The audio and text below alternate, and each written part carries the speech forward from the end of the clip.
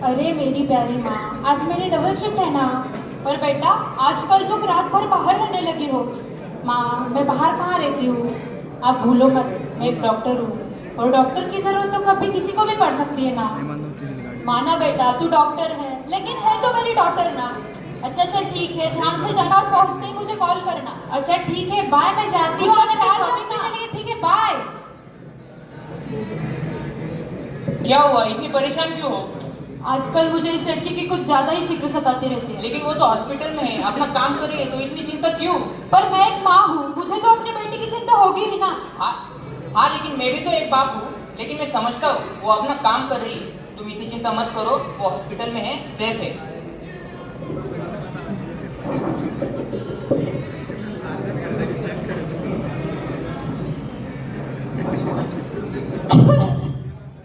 हाँ बोलिए, क्या बात है? डॉक्टर, मुझे कुछ दिनों से बुखार हुआ है और चक्कर जैसा भी लग रहा है। अच्छा, हम चेक कर लेते हैं।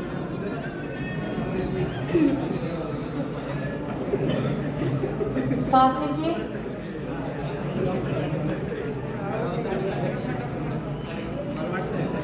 कुछ घबराने वाली बात तो नहीं है ना? नहीं, घबराने वाली तो कोई बात नहीं है, ये तो वायरल है, सभी को होते रहता है। मैं कुछ दवाइयाँ लिख कर देती हूँ, बस वो आप टाइम पर ले लीजिए। ले लीजिए। Thank you doctor. वेलकम। आज का दिन कितना हेक्टिक था ना, 36 घंटे लगातार ड्यूटी। पर सच कहूं, अच्छा तो बहुत लगता है जब पेशेंट खुशी खुशी ठीक होकर अपने घर जाता है। ऐसे लगता है मैं जीवन में बहुत कुछ बड़ा कर रही हूँ। पर आज काफी थक भी गई हूँ, थोड़ी देर सेमिनार रूम में जाकर आराम कर लेती हूँ। अच्छा लगता है ना जब ऐसे जोशीले डॉक्टर से मिलते हैं। क्या नहीं करते लोग, खुद दर्द सह लेंगे, खुद चोट खा लेंगे, लेकिन अपने पेशेंट की जान जरूर बचाएंगे। अच्छा लगता है ना? अच्छा लगता है, अच्छा लगता है। लेकिन लेकिन लेकिन इस मासूम सी जान को क्या मालूम था ये दुनिया बहुत जालिम बन चुकी है। उस मासूम को क्या पता था ये रात उसकी आखिरी रात होगी। ओहो, देखो ये मोहतरमा तो कैसी सो रही है। जगाओ इसे, इसका आज काम तमाम कर देते हैं। मारो इसे, मारो इसे, मारो, मारो इसे। मुंह दबाओ इसका मुंह दबाओ इसका मुंह। पकड़ो इसे, मारो, मारो, मारो इसको, दबाओ।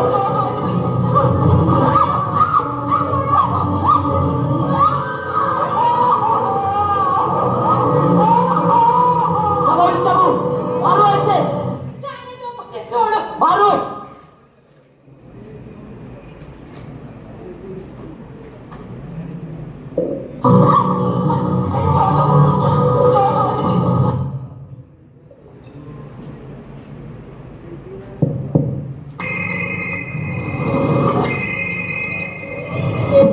Hello hello. हेलो, मैं हॉस्पिटल से बात कर रही हूँ। I am really sorry to say ma'am, but your daughter is no more. क्या आपको कुछ गलतफहमी हो गई है? नहीं ma'am, there is no mistake, your daughter committed suicide. नहीं, ऐसा नहीं हो सकता। वो तो सुबह मुझे कॉल कर गई थी कि माँ मैं हॉस्पिटल जा रही हूँ। हाँ मैम, बट ऐसा ही हुआ है। नहीं, ये नहीं हो सकता। हमें हॉस्पिटल जाना होगा, जल्दी से हमें हॉस्पिटल जाना होगा। यहाँ कहाँ घुसा रहे हो? हॉस्पिटल में, यहाँ कहाँ घुसा रहे हो? हॉस्पिटल में,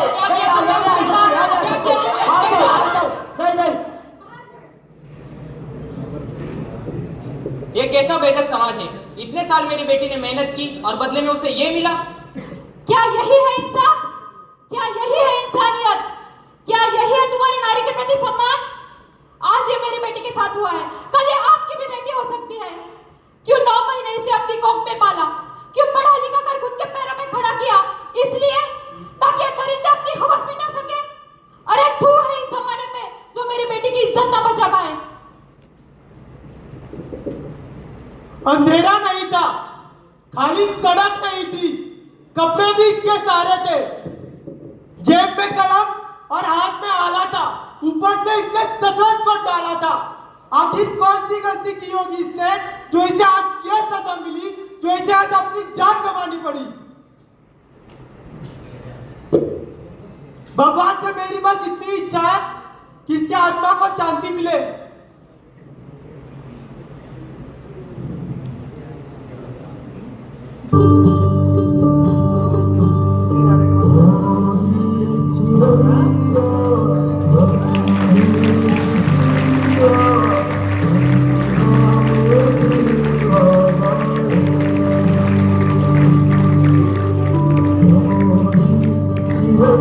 भाई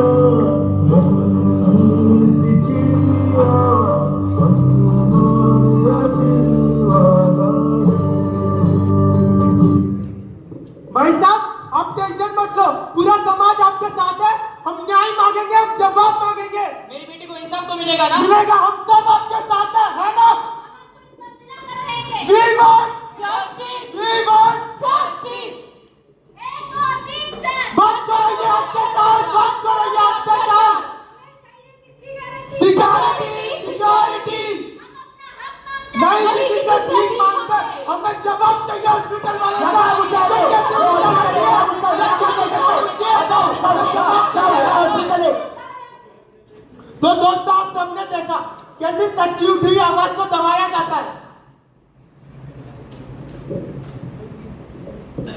डॉक्टर बनके सबकी मेहनत, इतनी मेहनत करके सबकी सेवा करके इसे ये मिला। दूसरों को बचाते बचाते बेचारी खुद नहीं बच पाई।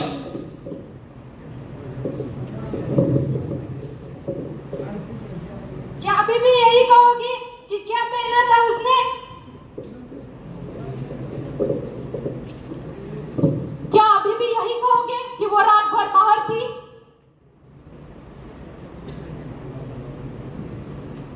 बेटी बचाओ, बेटी पढ़ाओ, बेटी पढ़ तो ली मगर बच नहीं पाई।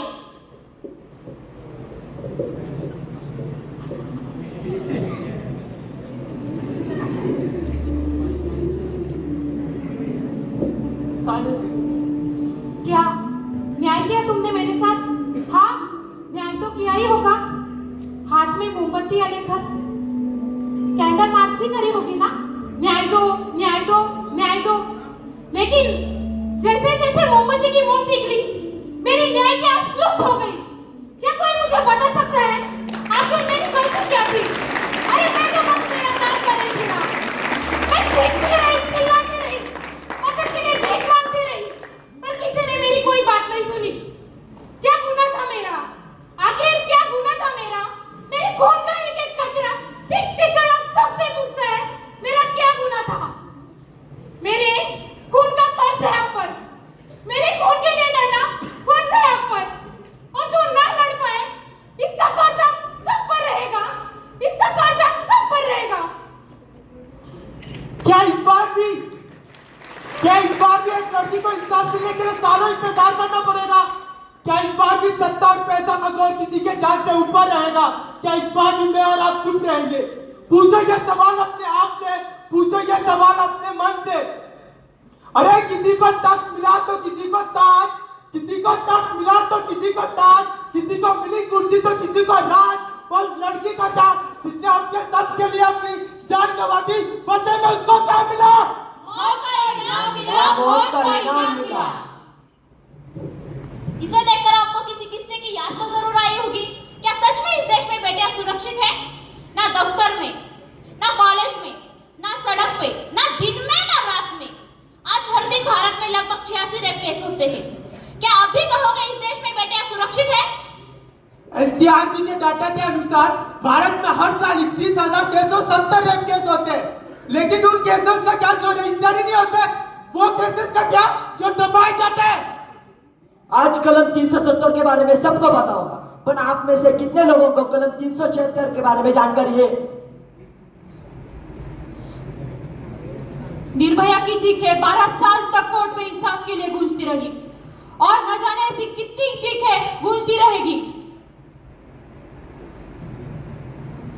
दिल्ली की निर्भया, हैदराबाद की प्रियंका, कोलकाता की मोमिता, कोपर्डी की श्रद्धा, और न जाने ऐसे कितने और नाम। और क्या पता अगला नाम हम में से किसी एक का हो। धन्यवाद।